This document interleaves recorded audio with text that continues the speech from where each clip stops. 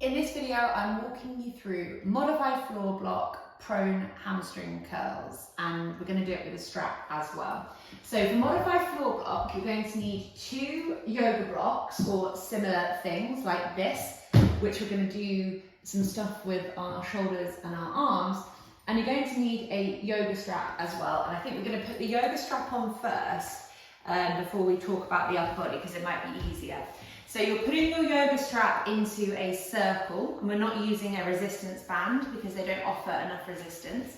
And we're feeding the strap sort of in the middle between our knees and our ankles. And when we squeeze out against the strap, our ankles can't go wider than our knees, and our knees can't go wider than our hips. So you can see there I'm squeezing out, and I have this alignment kind of from the ankle, the knee, and the hip. If the strap was too wide, my knees would be moving out, my ankles are moving in, and I also don't want to do that either. So we're just keeping that type of alignment through our legs so that we can wake up the outside of the hips. So we're coming into a prone position, and we're going to be putting our forearms along the length of the yoga block like so. My elbows are in alignment with my shoulders. So the elbows are not back here, they're not like this. If someone was looking down at me, I'm in this kind of cactus position, a 90-degree bend at the elbow and at the shoulder. So also watch that your wrists are not wider than your elbows. Your head is going to go on the floor, and you're going to completely switch off your upper body here. So you might notice that your hands want to tense up, or you might want to hold your breath and things like that, but you're just allowing your body to kind of melt into the blocks and into the floor. And when you've got your head down, you should be able to breathe nice and easily. If your nose is squishing the floor, you don't have your head in the right position.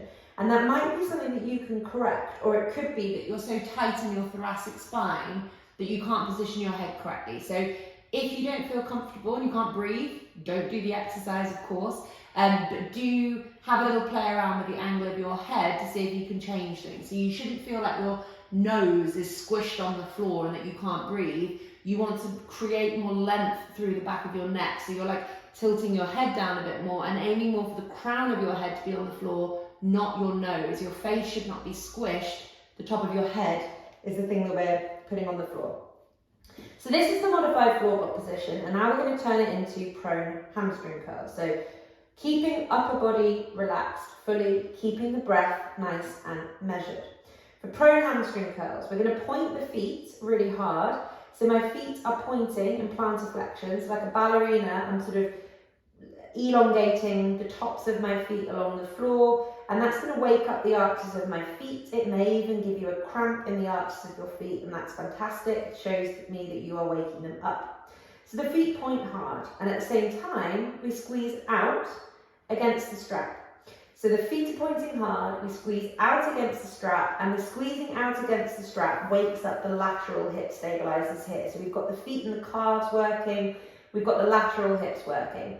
Now what we're going to do is also wake up our hamstrings and our glutes. In this exercise, it looks like this. So we're moving our legs up and down, like so. And this is extremely easy if we fling our feet up and if we go into our lower back. So if you're doing this and you're like, I don't feel anything, this is really easy, you're probably not doing it properly. So we're not using momentum, and we're not using our lower back, we're using our glutes and our hamstrings. So we're going to feel like we're tucking our pelvis almost slightly under, and notice how that lengthens my lower back. So I've gone from having this kind of slight lordosis in my lower back like this, to tucking my pelvis under, and I have more length through my lower back, and that automatically basically switches on my glutes, my bum muscles. So I'm keeping myself there. The feet point hard, I squeeze out against the strap, I'm keeping my pelvis in this posterior pelvic tilt, and I'm really slowly using my hamstrings, the backs of my thighs, and my glutes to draw my knees up, and I'm not going into my lower back. So I'm going to do it really, really, really slowly to make sure that this is a calf, hamstring, and glute exercise, not a momentum and lower back exercise. So my hands, arms, shoulders, upper body and breath is all staying nice and relaxed here as I move my legs. I'm keeping my toes super active. I'm squeezing out against the strap, I'm tucking my pelvis under, and I'm using that pelvic tuck to help keep me in the right position where I'm using my glutes and my hamstrings to slowly move through this movement.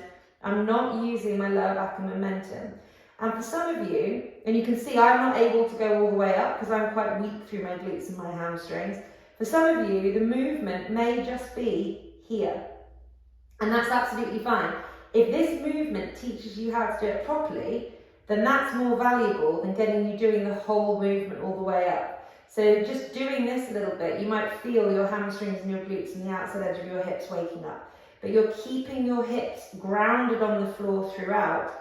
They should not lift, and you should not feel kind of arching or movement really through your lower back. The movement is coming from like the legs really. So we're going to do 10 more of these, nice and slowly. It's this area here that's burning.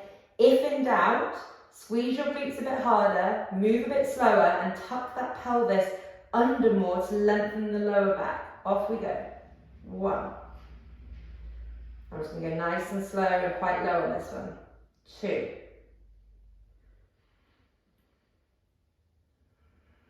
3. 4. 5. 6. 7. 8.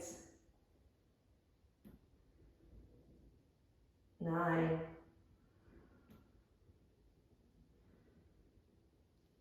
10.